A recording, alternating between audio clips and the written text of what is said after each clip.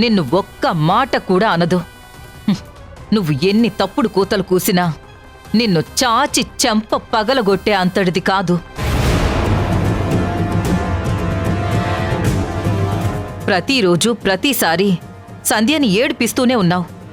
నా కొడుకుని బాధ పెడుతూనే ఉన్నావు. ఏ రోజు నా కొడుకు అసలు నన్ను చూడకుండా నాతో మాట్లాడకుండా ఉండడు. కాని మొదటిసారి వాడు ఇంటికి రావాలంటేనే భయపడుతున్నాడు. రాత్రంతా నా కొడుకు ఎక్కడున్నాడో ఎలా ఉన్నాడో. చక్కటి కాపురాన్ని చేతులారా కూల్చేసుకుంటున్నావు.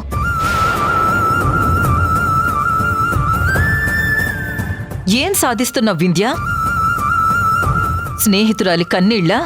నీ భర్త పడుతున్న మానసిక వేదన ఇదేనా నువ్వు సాధించింది? అత్తయ్య, వాళ్ళు ఏడుస్తున్నారని చెప్తున్నారు సరే, మరి నేను ఏడవడం లేదా? ఈరోజు మా పెళ్లి రోజు అత్తయ్య. లేవగానే భర్తతో పాటు గుడికి వెళ్లి అర్చన చేయించుకోవాలని ప్రతి ఆడపిల్ల కోరుకుంటుంది.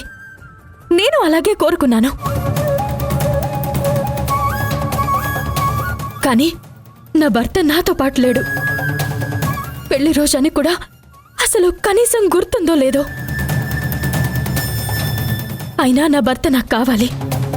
కనీసం ఫోన్ చేసైనా వింధ్య నేను సేఫ్గా ఉన్నానని ఒక్క మాటైనా చెప్తే బావుండని నేను బాధపడుతుంటే మీరు నా వల్ల మీ కొడుకు ఇంటికి రాలేదని నా మీద నిందలు వేస్తున్నారు. అంతేలే అత్తయ్య, నా టైం బాలేదు. అయినా ఎవరినని ఏం ఉపయోగం? ఇప్పుడు మీరు అన్నారు కదా, సంధ్య తిట్టిందా కొట్టిందా అని. ఏదో ఒక రోజు కొడుతుంది, తిడుతుంది, పడాలి. నా భర్త ఆవిడ చెప్పు చేతుల్లో ఉన్నాడు కదా.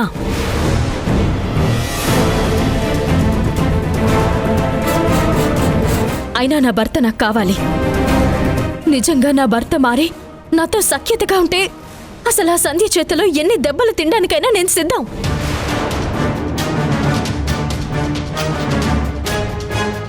అత్తయ్య, కానీ నేను మాత్రమే తప్పు చేశాను.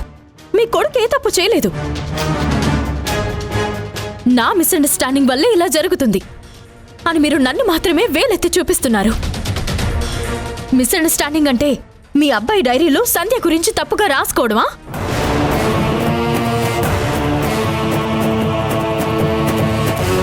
మిస్అండర్స్టాండింగ్ అంటే మీ అబ్బాయి ఫ్రెండ్కి డబ్బులు తీసుకెళ్తున్నానని చెప్పి సంధ్యని రెస్టారెంట్కి తీసుకెళ్లడమా?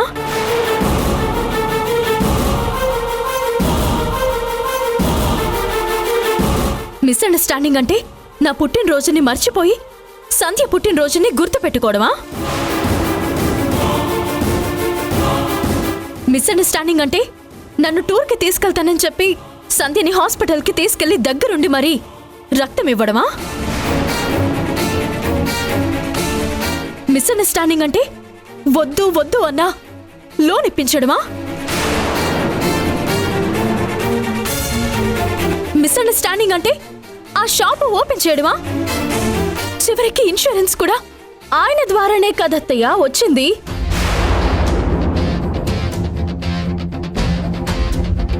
ఇదేంటి అంటే అసలు నాకేం తెలీదు, అమ్మ చేయమంది అంటాడు. అసలు నేను చెప్పిన ఇంత పెద్ద లిస్ట్లో ఆయన సంధ్య కోసం చేసిన సాక్రిఫైజులు ఉన్నాయి, సంధ్యకిచ్చిన గిఫ్ట్లు ఉన్నాయి. మరి నాకే ఉన్నాయి? అసలు నా కోసం మీ కొడుకు ఏం చేశాడు? అసలు నా గురించి మీ కొడుకు ఏం ఆలోచించాడు? అత్తయ్య, ఈరోజు మా పెళ్లి రోజు కదా, కనీసం నాతో పాటు ఒక 1 అవర్ గుడికొచ్చుంటే నేనెంత ఆనందపడేదాన్ని. అయినా మీరు నన్నే అంటున్నారు, నన్నే విలన్ అంటున్నారు. అవునత్తయ్య, నేను విలన్నే. నా నుండి నా భర్త దూరం అయిపోతున్నందుకు నేను విలన్నే. కనీసం పెళ్లి రోజైనా నా భర్త ఆశీర్వాదం కూడా తీసుకోలేని దౌర్భాగ్యవంతురాలైనా నేను విలన్నే. మీరు బాధపడకండి అత్తయ్య. ఆయన ఎక్కడికి వెళ్ళుంటాడో, ఎవరి దగ్గరికి వెళ్ళుంటాడో నాకు తెలుసు. నేను వెళ్ళి ఆయన్ని తీసుకొస్తాను.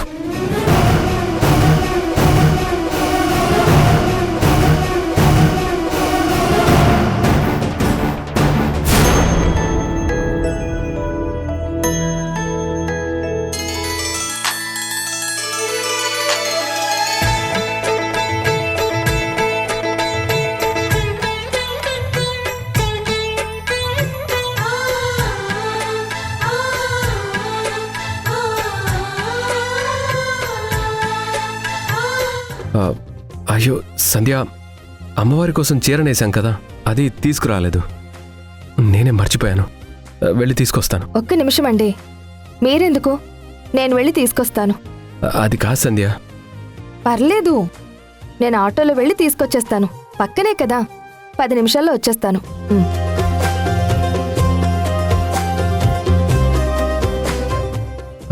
పంతులు గారు, ఒక్క 10 నిమిషాల్లో వచ్చేస్తుంది.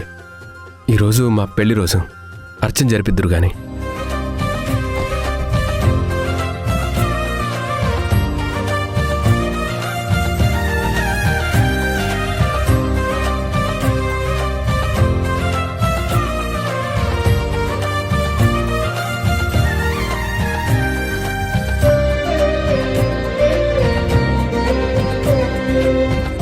ఆటో!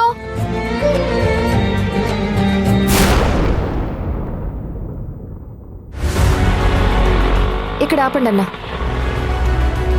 ఒక్క 2 నిమిషాలు. అలాగే అమ్మా.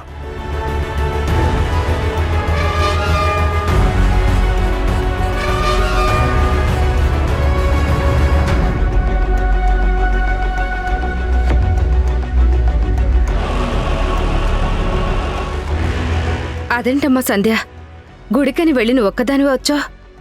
అమ్మవారి కోసం నేసిన చీర మర్చిపోయి వచ్చారు ఆయన. అయ్యో, వీడి మధ్య అన్నీ మర్చిపోతున్నాడు. పర్వాలేదు అత్తయ్య, నేను తీసుకెళ్తున్నాను కదా, వెళ్ళొస్తాను. ఆ, పూజ చేయించుకుని త్వరగా రండమ్మా. అలాగే అత్తయ్య.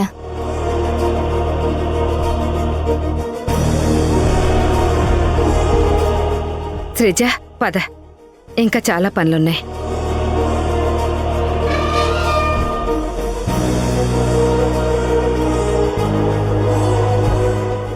పోనివ్వండి.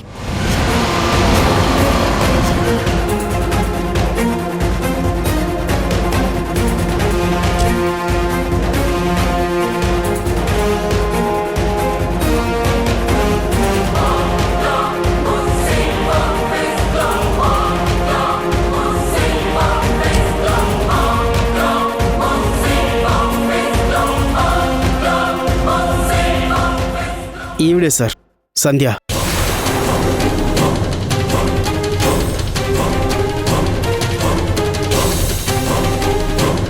ఏంటమ్మా సంధ్య, మీకు లోన్ ఇచ్చింది మీరు బాగుండడం కోసమా, లేక ఇలా బ్యాంకు వాళ్ళని చీటింగ్ చేయడం కోసం అనుకున్నావా?